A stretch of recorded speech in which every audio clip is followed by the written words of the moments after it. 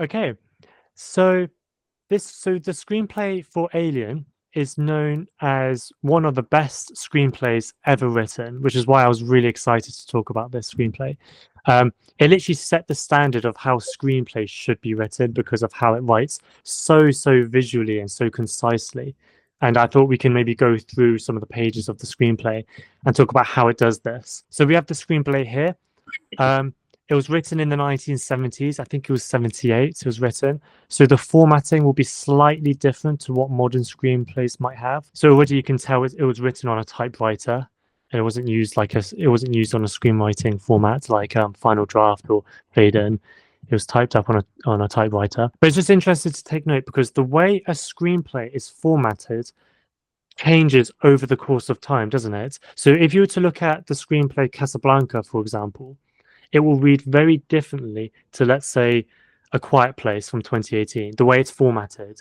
I don't know if anyone here has read some screenplays from different decades or, different time periods, if you've noticed Yes, the yes, difference. like I've written a screenplay like The Godfather, Chinatown, or like Yeah. Casablanca, and they're Mm. all different from like the new days screenplays, like like that screenplay, everybody Everywhere all at once. all at once, or for example, as you said, like Quiet Place, or like Martin McDonough or Aaron Sorkin's new guys. They use different editor, they use different like coding that has been changed in the industry, because like industry have these different standards that they use for production, Yeah. so they require to write it in a certain way to change it to a shooting script. Yeah. So Exactly. as the business changed and is changing, so the screenwriting has been changed, and maybe with the AI here, I don't know, maybe a couple of years after that, maybe 5, 10 years, we're gonna have a different kind of a formatting for our screenplays. And I think for you guys, if you want to then break into the industry one day, actually, guys, just type in the comments or you can speak in the mic if you want. What would you want to achieve in the next 5 years? Is your goal to break into Hollywood? Do you want to be a working screenwriter in a writer's room, working on a TV series? Do you want to be an author, writing your own films and directing them? Ideally want to go to like auteur status, but I'll probably have to settle for like working screenwriter or something. Oh yeah, Um, uh, I think you know me, Ali, I but I know, don't know. Said. Yeah, say it anyway. Yeah, yeah, Yeah, tell everyone else though, Side. yes. So, filmmaker, telling amazing stories, blow up people's minds, make them cry, make them laugh, make them think, and Yeah. like win some amazing awards, because I love awards. I love festivals, and I'm not ashamed to tell you to tell it, because I believe like festivals and film festivals are amazing places. Mm. People with same passion, they come together, so it's amazing. I think it's an amazing event establishment. So yeah, this is what I want to do. I just want to tell Gary the stories. That's it. Oh, that's brilliant. So I'm just accepting people. Aisha, Veronica, a few more people joining. Awesome. Hey guys, thanks for joining. Hi, Hello, Aisha. everybody. Thank you guys for all coming. Oh, this is the first time we're hearing WE Chanter. Hey man, what's up? I have put a mic. Hey. Hey Aisha. Hey.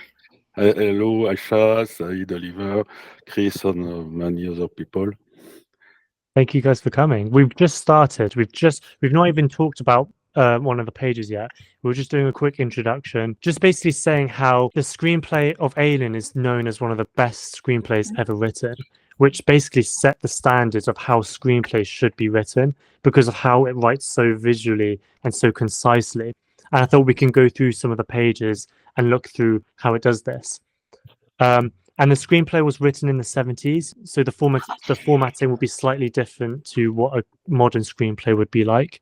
But Said was just saying, weren't you, how every few years the format changes a little bit. And if you wanted to break into the industry, you want to keep up to date with how they do format a screenplay. Would you Yeah. say that's right, Said? Yes, exactly.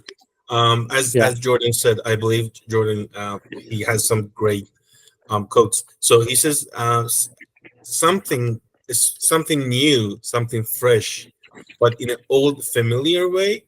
So the best way to pick it up is like read those old screenplays, learn from them, learn the structure, learn everything from them, but like bring it to a new era, bring it to 21st century. So for example, at the same time that you're gonna read the old screenplays, you're gonna read the new screenplays, because at the same time you're gonna learn that how the changes is happening even in the grammar, even in the formatting. Absolutely. So yeah, it's important to learn the formatting. So who here has watched the film Alien? I've seen the film but haven't read the script. Okay, that's fine. Yeah, no worries. I've not read the whole script. I've only like picked out certain scenes that I liked. And anyone, me, I watched the second one the other day. Oh, nice, Veronica. You watched the other one the other day. Awesome. Okay, so you guys know the story. So the genre is sci-fi horror. And I highlight this because each genre has a distinct way of writing their action lines, because the way you format your writing dictates the emotion you're bringing onto the page. So for a sci-fi horror film, what kind of emotions would you want to convey in this genre? So as you're reading the screenplay, what would you expect to feel when reading a screenplay in this genre, in a horror I one? expect to be terrified, Yeah, scared, surprised. Yeah. Yeah, and then if it's a comedy, I expect to laugh. Yeah. I expect a lot of jokes. Yeah. And if it's a drama, I expect a lot of twists and tension, surprises. I expect the pace to be like normal, like in real life. Yeah. Exactly. So when you're watching a film in a certain genre, you have a certain expectations you wanna have when you're reading. So for this script, it's a sci-fi horror. So how do you get that across on the page? Like you know, whatever genre you write in for your screenplay, you want to convey those emotions onto the page. So when people read the screenplay, they can see the film as they're reading it, so they can think, okay, this is a good screenplay that's going to make a good film. You know, people will place their bets on you more because you can capture the right emotion onto the page, and it's all down to how you write your action lines. So for this one, this is Alien. So it starts with fade in sometime in the future. It goes interior engine room, but if you notice, it doesn't say day or night. So why doesn't it say day or night? Can anyone guess? Yeah, Like it's not important to show the time of the day because we don't know whether it's night or day. We are inside. Because you're in a space, you're in a space, so like there's no way to tell. This is why it's such a I believe it's such a color array. Like for example, it makes you wonder. Yeah, it is. Like we are living in the like one of the, you said something, Ollie, that was really amazing. You said like sci-fi, horror sci-fi, right? So something that's sci-fi that always happens is world building, and this is so important because most of the time we're telling the story in a world that the writer has been established. Yeah. So it could be anything. So here, like our world is our space, like a spaceship. So in our world, for example, we as writer, as the creators, we can have, for example, a place that doesn't have day or night. Yeah, exactly. You can do whatever you want. Yeah. You don't need. If you read Gravity screenplay, you could even remove hint at least for scene in the spaceship. Well, it's not in spaceships; it's outer space, but on the planet, you should keep in text. On about first scene, description is in the scene either. It's engine room. There is no description. You focus only on the atmosphere. Oh, is that for Gravity? Did you say? Yes, I've read a bit the screenplay recently. Oh, I should check that out because I love the film. It's a really good film. And I know you're writing at the moment for the challenge, that kind of genre, but I won't say any more. No, that's great that you've been reading that, and that's interesting. So for here, it says interior engine room. It doesn't say day or night, and that's because it's in space, so we don't need to know that. And then literally the next line says empty, cavernous. It's just 2 words for the first line, but it conveys the whole picture, right? Just by those 2 words. It captures the feeling just from those 2 words. You don't need to over explain anything else. It's almost like it's so concise, it's almost too concise, but it still works with this screenplay, which is what I like about it. So for example, interior, engine cubicle, circular, jammed with instruments, all of them idle, console chairs for 2, and that's all we need. And then interior, Ollie corridor, sea level, long, dark, empty, turbus, throbbing, no other movement. So what feeling are we getting from reading these very, very short sentences? But if you watch first scene in the movie, the screenplay is so much that it's atmosphere of emptiness and silence. Yeah, exactly. I'm just thinking from the film, the opening of Alien, didn't it start with just loads of empty shots of the geography of the ship? I think. If I remember correctly, it said very quiet. Yeah, very quiet. So it's very much like we were saying, it's creating the atmosphere, it's creating the mood just by the way it's worded. So yeah, this is important. So interior corridor, A level, long. Is that supposed to say empty? I think. Yeah, black, empty, vacant, 2 space helmets resting on chairs. Yeah, lots. Every single line is just one sentence. I think all these things are just establishing us to the world we are in, and they're just putting us inside this world. That's why it is going from one location to another, just telling us how it looks like. I think these are establishment scenes. It's important to do, I think. There's I don't know if anyone knows the film director Brian De Palma, and he's really good at creating suspenseful scenes in his films. He says you need to tell the audience the geography of the scene to create suspense. I don't know how I don't quite understand it. I kind of understand it, but I think maybe this is part of it. Maybe the storyteller wants the audience to understand the scenery, the geography of the spaceship from the very beginning, to then understand, so we understand where everything is, to then that will later on in the story that will create suspense because we know where things are, if that makes sense. But yeah, it's kind of like world building, setting the scene. Yeah, you see scene 4. Just go again on this scene. Yeah, which one? Sorry, the scene before scene 4. Oh, 4. This one. You see in modern screenplay, people say now one line of action is an action is a paragraph, on you jump next line, and so you have a blank line between the two. And here we see you don't do that because it doesn't make much sense, because he have short sentence. And if you have read other Walter Hill screenplay, I don't remember the name, but there is one where he abused this style, and the whole page is covered with line like that, and it lack some still some space. For example, in this scene, maybe he could cut somewhere, I don't know. Maybe after a moment of silence, for example, he can put a blank line.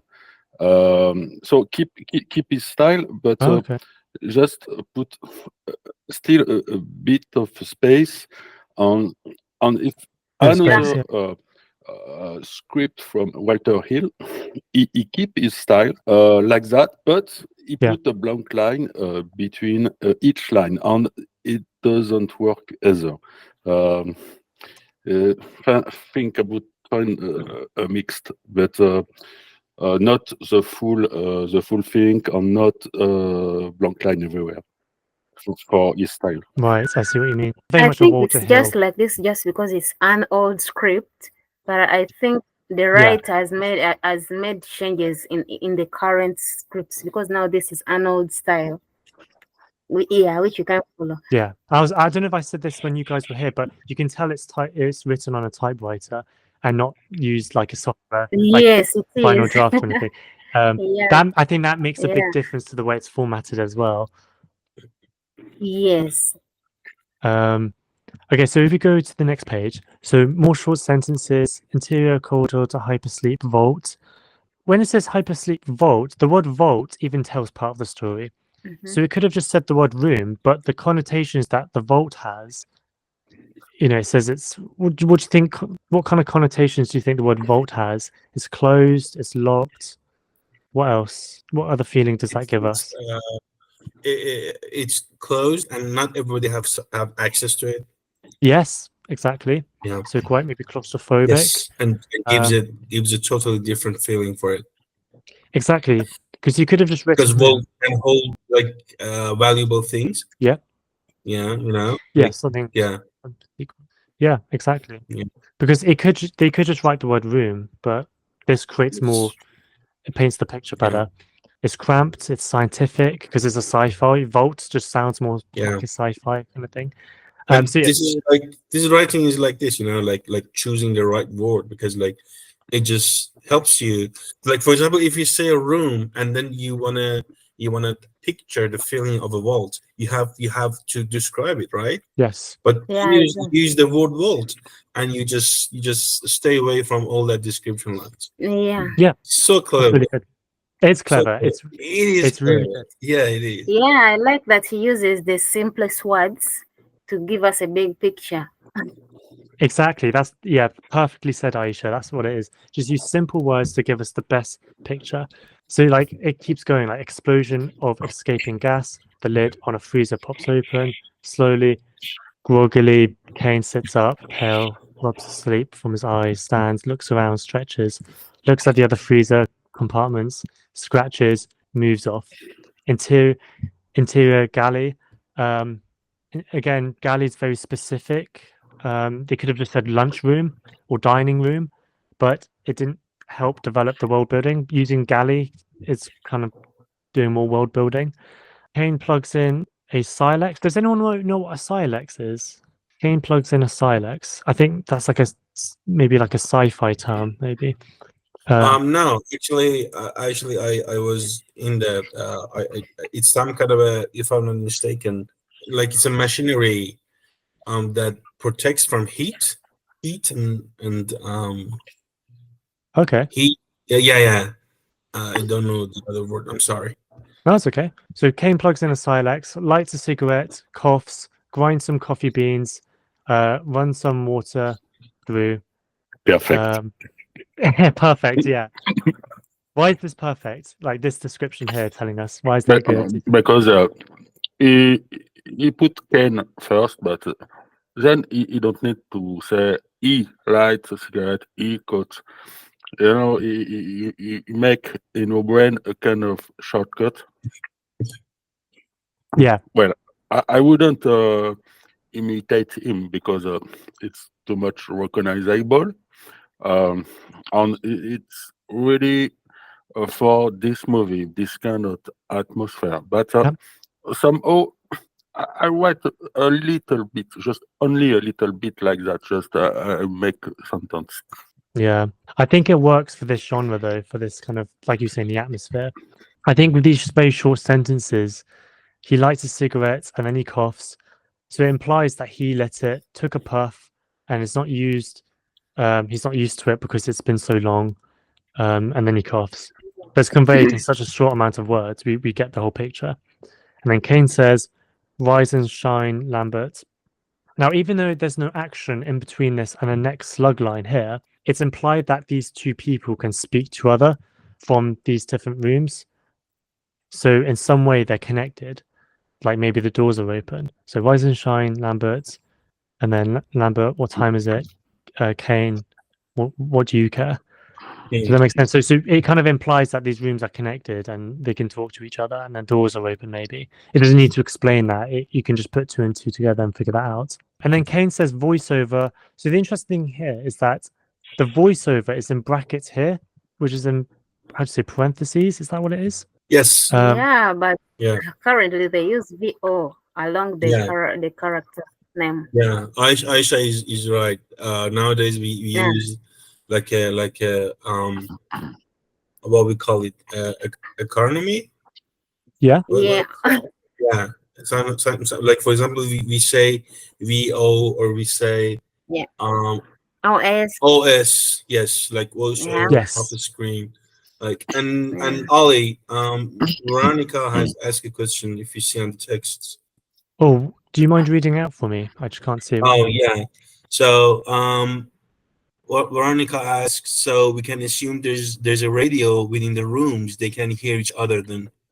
Yes, that's a Oh. good point actually. Yeah. Yeah. I'm trying to think from the film. I've not seen the actual film in a while. Was there radios? There was radios, wasn't there, in the film? Unfortunately, I haven't seen the film, so I don't know. Yeah, I haven't seen the film too. Yeah. Oh man, sorry. Do you need to watch it?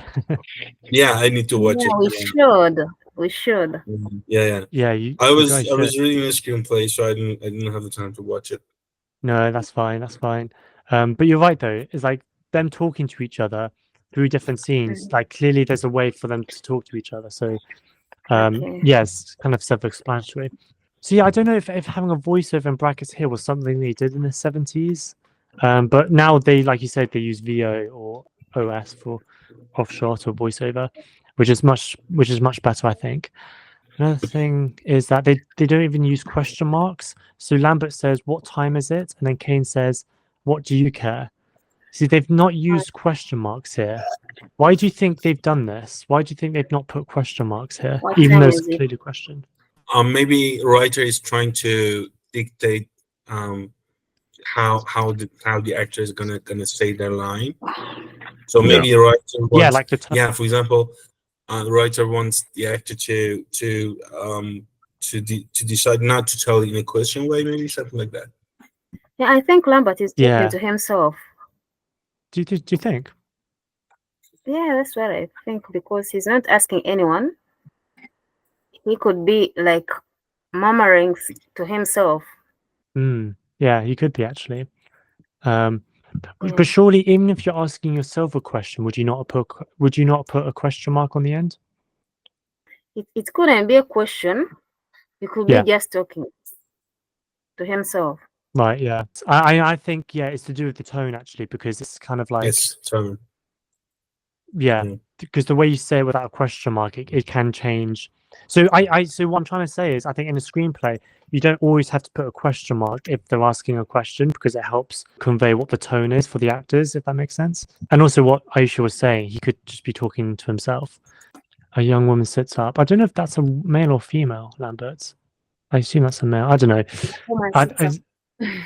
Yeah, a young woman Lambert is a woman. We say a young woman sits up, and then we see this dialogue. It means this young woman is Lambert. So it must be Lambert that sets up. Yeah, I've got it. Yeah. That's what I mean. It's so concise, the screenplay. It's almost too concise. It's like they really don't explain very much, but it still works because you can put two and two together. Yeah, at some point. Yeah, I saw right. Lambert is a woman. Yeah, I think you're right. No, I'm checking the cast. Yeah. Okay, so interior galley, pot now half full. Kane watches it. Yeah. They say here, there is a second question that's written like a statement, and like Kane is saying, "What do you care?" Voiceover, "What do you care?" Yeah. I think he also talks to himself. Yeah. I'm just imagining in my head. I think you could be right. I can see that happening. So pot's now half full. So they're having coffee, right? That's what it means. So it's obviously is important for these characters to have coffee, since we're seeing it a lot. So that's another way of showing characterization without using dialogue. It's just saying they're drinking lots of coffee. I think that's really important in your screenplay, to try and tell as much about the characters without just using dialogue. Yeah, he asked where's the coffee? All people here sounds jaded, even little bit depressed almost. Yeah, Dallas, where's the coffee? They all want coffee right now. So, is there any other moments in this opening there is something I'm wondering about this script. So far we've read, there is no like character introduction. We just see the names falling in. Was this the old style? That's a really good point. However, Aisha, I was just about to get to this point. If we scroll down to here, Then we're introduced to the Mhm. people like this. This is how they Mhm. introduce the characters, which is really interesting. Oh, because I was wondering who these characters are. I'm just seeing names. Well, it was like what I was saying earlier. I didn't even know if they were male or female to begin with. I was trying to Yes, figure we it don't out. even know their age. We don't know how they look like. No. And then once we see everyone getting up, we then have interior mess, the crew of the United States commercial starship Nostromo's are seated around a table. And now they're all seated around the table. Now we get the introductions of each of them. So apparently with this script, you don't need to introduce every single character like in detail the first time we see them. Would you guys agree with that? Maybe this worked then. Yeah. I It doesn't work actually, anymore. No. yeah, I actually saw this start in Godfather screenplay. Oh, okay. Yes, and Veronica asking the question. No, I'm wondering if the writer is doing this intentionally. Yes, I believe that they do. And she said, what is that a thing that they used to do back then? Yes. Yes, they used to do, and I saw people do something that we should not forget. This screenplay, and I think it's really important because it was like it was directed by Ridley Scott. Yeah. Right. So, in a way, like for example, we can say that they knew that that how like for example they knew that they're going to produce that, right? Yeah. So it's different when you write something and like for example you're gonna work on it, you're gonna like send it different places. Like for example, like if you if you read the Casablanca, you see Yeah. something completely different, more Yeah. formatted, more professional, more as Aisha said, for example, the character description, like more formatting, and it is all that it, as this one, but it was different. So Are you talking about the formatting? yes, Yeah. for example, if you yeah, exactly. Veronica says, I've read the Casablanca script and I can see the difference. Yes, I read the Casablanca and I can see the difference. So, for example, Godfather, it was written by Francis Ford Coppola and it was directed by Francis Ford Coppola, Yes, right? that's right. Yeah. Yeah. So because the screenwriter and the filmmaker are the same person, Yeah. they do not actually, at that time, they do not actually, I mean, like, it's a personal choice. Yeah. Yeah. So this is why we do not see the industry formatting that much in the movies like this. Because like for example, I can tell you like beforehand they were getting ready for making this film. Especially because of like the biggest like big names like Ridley Scott and So this is why that they don't really attempt to be regulated as like everybody else. Yeah. That's the reason. I see what you mean. Okay. So Would does that you mean if say- you're going to produce yourself, you can do this? Yeah. Okay. It's useful to have the whole team of character like on one sheet. I think the director can be happy with that. I think I would like to have an indication of age here, just even vague one. 30s or 40s or just something. Yeah. I agree. That's one of the faults, not faults, but one of the things I don't like about this screenplay is there's a little bit too little description about the characters. Like at least 30s or 40s would help. Little things like that. And also like the voiceover, having it as VO is probably better, I think. Yeah. So there's definitely things you can take from this screenplay of what not to do as well. Like we said, it was written in the 70s, so it's a little bit dated. Yeah. But there's loads of things to take away from this as well, like good things. Yes, A lot. yes. They choice of words, they choice of verbs. I love that every time the paragraph, like the action lines are so vivid. Yep. Yes. And it just brings me to Born Ultimatum. That's good for them. Good script. Yeah, I see so many similarities between those screenplays. It's similar, yeah, and thriller, horror. If you guys are ever writing an action screenplay or an action sequence, read the Bourne Ultimatum script. It's so good at writing, action scenes. And I would say Alien. So this one, it's more suspenseful. It's very suspenseful. Whereas Aliens, the second one, is more action orientated. I would say. Does that make sense? So the different screenplays would write slightly differently based on the different genres. So, for example, I want to talk to you guys about the famous scene where, with the for those who've seen the film, on page 70, let me find it. There's a really good tense scene that's really suspenseful. Where is it? Page 70. Here it is. Here we go. So it's the scene where I've got the pictures here. Oh, they're trying to find the alien, but they find Jonesy. Yeah, you know what I'm talking about. It's this scene with the cats. Mm-hmm. Wow. This scene happens probably halfway through into the film, and this guy is wandering the ship by himself. He's searching alone for their cat, right? But the audience already knows by this point that there's a deadly alien on the loose in the spacecraft. And he's wandering alone through the spaceship. So there's so much suspense in this sequence, and we know something bad's about to happen. And there's the alien. So we see the alien properly for the first time, I think, here. And this is this scene here, page 70. So as I read through this page, try and figure out how the writing here captures the suspense and the tension of the scene, okay, as I read it. So, interior equipment maintenance area, sea level. Brett walking between rows of shadowed equipment, looking for the cat. Nervous. Brett. Jones. Here, kitty. Jones. God damn it, Jones. Scratching noises. A reassuring cat's yell. Brett moves on. Interior passageway, sea level. Ripley and Parker walk along. Tracker signal weakens. Finally stops. Ripley, nothing here. Parker, let's go back. Interior undercarriage room. Brett enters, still looking for Jones. Another yell, followed by a hiss. Two eyes shining in the dark. Jones. Relieved, Brett moves towards the cat. Brett, here, kitty. Come on, Jones. Brett reaches for Jones. Jones hisses. An arm reaches for Brett.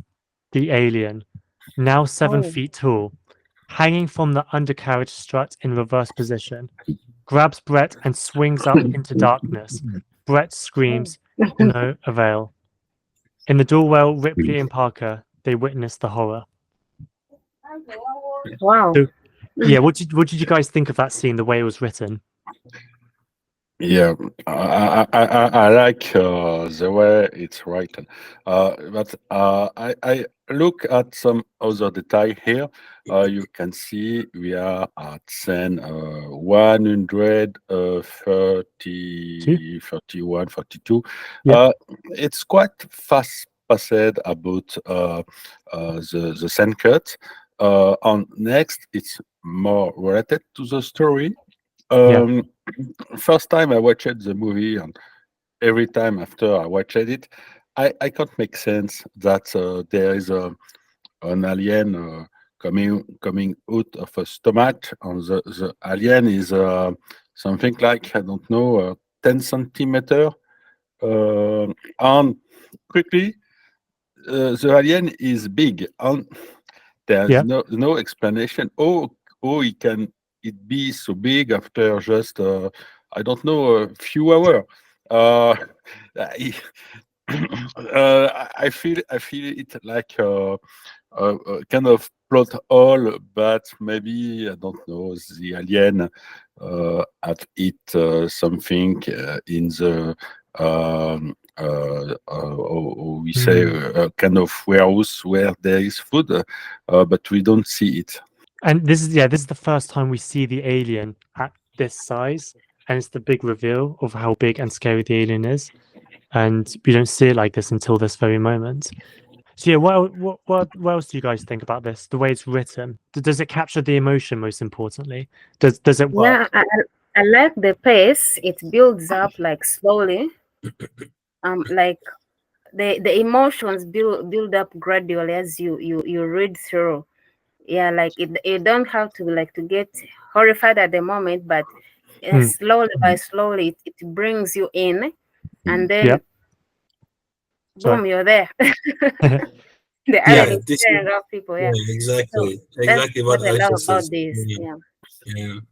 Yeah, it's so clear, It's so, I love that. I believe like this is something that we all should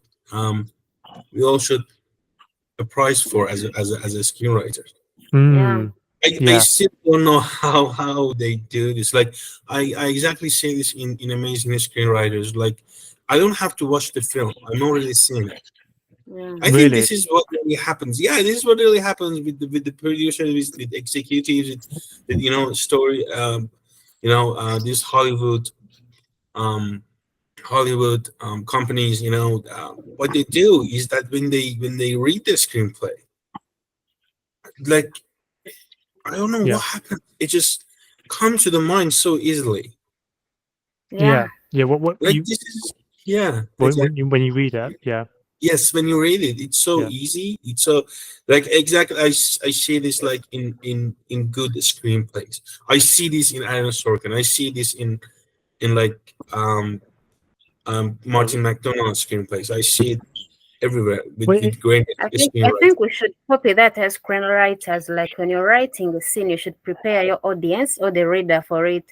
Like for the emotion you're trying like to bring out, you have to prepare them gradually before you bring in that emotion. So the emotion shouldn't just fall in out of blue, but you have to prepare your audience or the reader to move with you into the emotion. Like if when you reread the scene again, like the actions are so simple, and then like Red enters, still looking for Jones. Like it's so vivid, it's so easy. Another yell followed by his 2 eyes shining in the dark. Like for example, it's sometimes I believe like screenwriters, especially newbies, we overcomplicate things. Maybe Holly, would you say? They think it's supposed to be good writing, but screenwriting isn't good writing. You're not writing a novel. You're not writing a book. You're not novelist. You're a screenwriter. And that's why I know this can be controversial, but that's why I view screenplays as a blueprint, because you're writing in a way that's accessible for the actors, that's accessible for the director and the production team to look at it and know what they're doing, and for producers to read the screenplay, especially to new screenwriters like us, to feel like they can take a risk and take a chance on us with our new screenplay, us who are unknown, because they can see the film by reading it. They know what's going on in your head on the page. There's less of a risk. Right, but the scene is even better in the movie, because there's this instant when the guy look at the roof and there's drop of water falling on he drink the water. And I remember first time I watched the movie, I was thinking, oh shit, don't do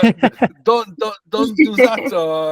The alien will come here, he will kill you, or you will drink the I don't know, we can that the spirit of the alien coming from the ceiling. But I was really expecting something really bad at this point, and it's like a twist, because it doesn't happen. No.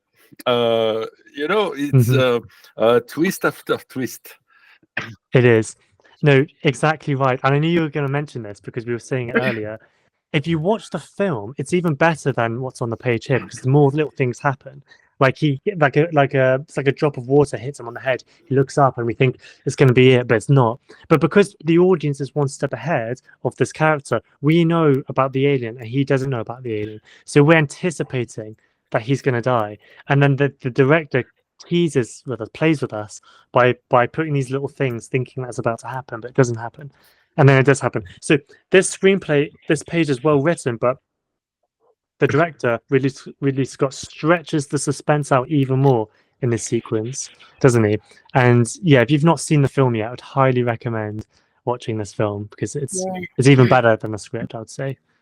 I think this is really good. And another thing I wanted to say, for us guys in the community, I think when we next ask for some feedback and we post it on the community, what we should do is mention in the description when you're making the post, what emotion are you trying to convey to the reader? And put it in the post. And then when we read it, we can tell you if we got that emotion or not. Does that make sense? Or you could simply ask, guys, what emotion does this scene give you? Like, just tell me what you think, and then hear what they come up. And I think being more specific when you're asking for feedback would be really helpful. It's something we can all work on. We can all practice trying to get the emotion onto the page instead of just asking, is it good or not? Like, ask about the emotion. What emotion does it get? So yeah, that's what I've got. That's what I've come up with this screenplay. Was there any other scenes from anyone, guys, that you'd want to look at from the screenplay? Ending scene. Let's have a look at the ending. Okay. Yeah, here. Just a bit. Yeah. Upper 2026, upper 105. Yeah. Revised Aliens. You can read. I believe it's a good one because it's all action lines. I mean, mostly. So I think it's a good ending. Okay, let me read it. So interior, how do you say that? Narcissus. Narcissus. Ripley hurries to the rear hatch, peers out through the glass. Exterior, outer space. The burnt mass of the alien drifts slowly. Yeah, spoilers. The alien dies. Drifts slowly away, but the alien comes back in the next movie. Withering, smoking, tumbling into the distance. Pieces dropping off. The shape bloats, then bursts. Spray of particles in all directions. Then smoldering fragments dwindle into infinity. Interior Narcissus later. Now, how do you say that word? Repressurized. Repressurized. Repressurized, yeah, that's right. Ripley is seated in the control chair. Calm and composed, almost cheerful, cat purring in her lap. She dictates into a recorder. Is Ripley the last person alive at the end of the film? With the cat. With the cats. Yeah, with the cat. The cat survives. He saves the cat. Yeah. Saves the cat, thank God. Imagine this is so beautiful, right, Ollie? Because as a filmmaker, as a writer, everything that you have in your screenplay has a reason, has a destination, has a conclusion, has a resolution, right? So at the start, the writer used the cat as something that you would as a like instant, some kind of a innocence chase, right? They're looking for a cat, and then like alien shows up. It's exactly the time that they're looking for the cat. Yeah, it's perfect. It fits perfectly. Yeah, every little bit of every character, everything, every device is used in some way for the plots, and it's important, I think, to have even the cat. You know, having a cat is important for the story. You know, because that cat is actually a really good moment to bring the guy alone to then spot the alien, and then at the end, the cat survives with Ripley. So Ripley says, final report on the commercial starship Nostromo. Third officer reporting the other members of the crew, Kane, Lambert, Parker, Brett, Ash, and the Captain Dallas are dead. The cargo and the ship destroyed. I should reach the frontier in about 6 weeks. With a little luck, the network should pick me up. This is Ripley, last survivor of the Nostromo, signing off. She switches off. Interior Narcissus. Ripley in hypersleep. Exterior outer space. The shuttlecraft Narcissus sails into the distance. Fade out. And that's the end. That's how it ends. Yeah. Her with the last survivor. Being the last survivor. I'm sorry, Ollie, to interrupt. Yeah. Sathwik is asking some questions. Sathwik, this is a scanned version of the type written of the screenplay. A screenplay is so old that they don't have like a PDF version of reading it because it's been typewritten because it's for 1976, if I'm not mistaken. So this is why it's a bit shady. It's a bit out of rule. It's not like designed to it. And and Ollie Satvik is so happy because he's gonna work on the on the screenplay challenge. Perfect. Yeah, he was looking for a screenwriting editor, and now Aisha helped him with it, so he's gonna be part of it. And Perfect. I'm curious about these numbers on the right side of the script. I Yep. see these numbers. What are they representing? Number This of is scene. inside the script. There are the shot numbers. Shot? Yes. Oh, Well, not These are shots. Scene numbers. Every time there's an exterior or numbers. interior. yes. Yeah, Ollie, you're right. I'm sorry, not shot. It's a scene, exactly. Oh, So if you look closely, there are some numbers that are repeated, and then like they have some for example words beside it, like for example 105A, 105B. This is why that maybe that scene has been added later, or for example it happens in the same environment as a location, time, and character, that it just like a sub scene of a bigger scene.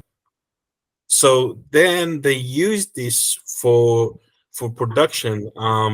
They use this for shot list. They use it for production. They use it for crew, because like they are so big producing kind of films.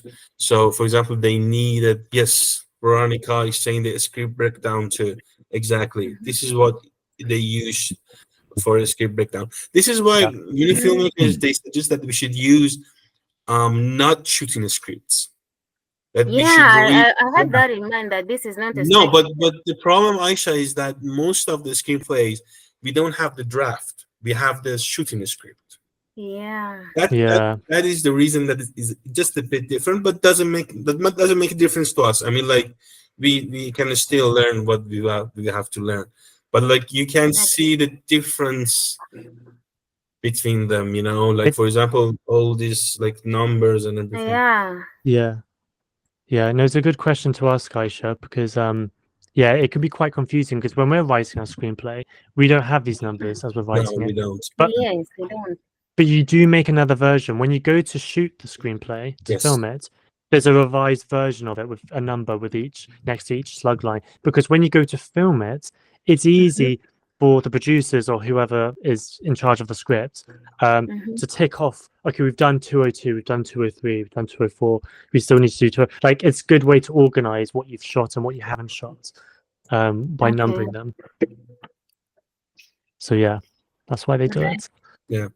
Awesome. Yeah, and I've also realized they haven't put the time of whether it's day or night throughout the script.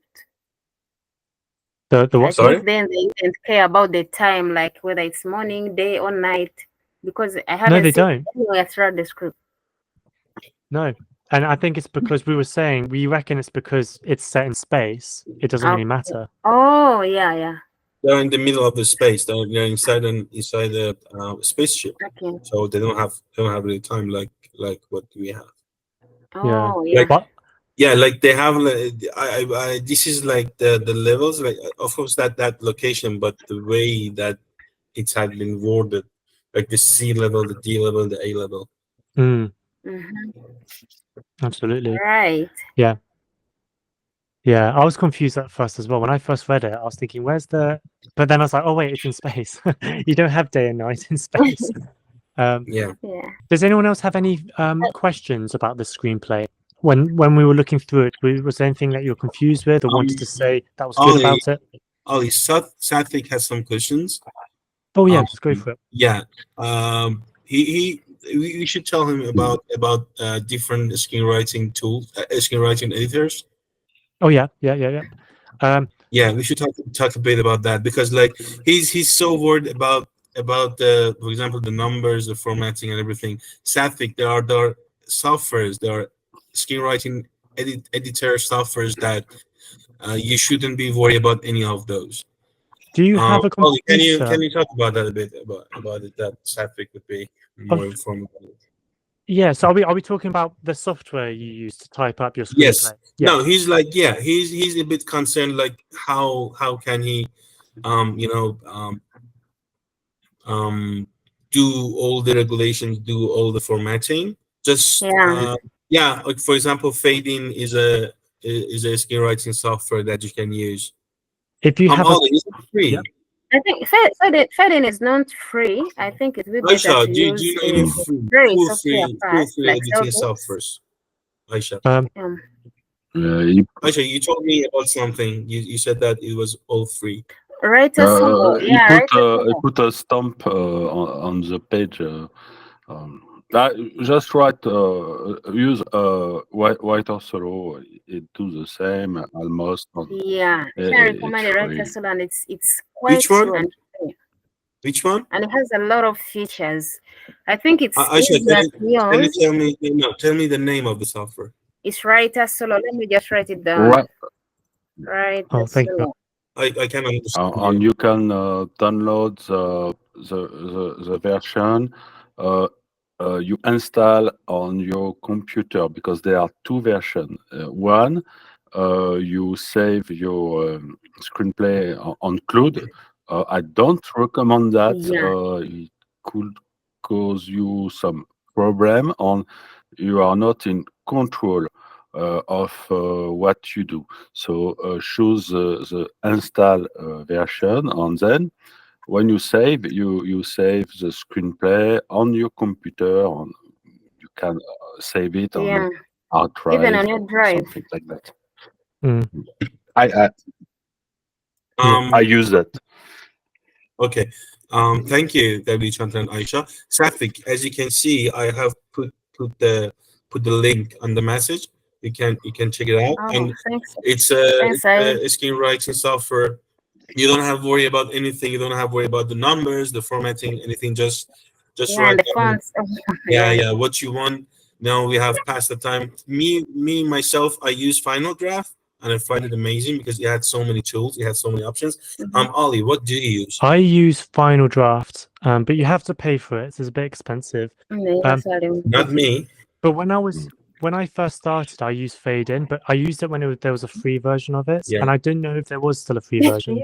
Yeah, I think whichever works best for you. I think start with the free version and read other screenplays so you can understand the way it's formatted. But once you use one of these softwares, it will automatically structure the Yeah. way it will for you. Yeah, it does. Yeah. Yeah, you don't care. Like it's so automated, you don't even care about that because like any software, like this is like how it's gonna be. Like I know that AI tools are gonna revolution that also. Yeah, Like for example, it's gonna be a time. Like for example, you're gonna put like this. I don't know, like chipstick on your head, and you're gonna think about the scene, and then like for example, AI will produce That would be Yeah, weird. that time for is you. coming too. I agree. That would be weird. No Safi worries. is saying thank Yeah, you. but You're welcome, actually, Safi.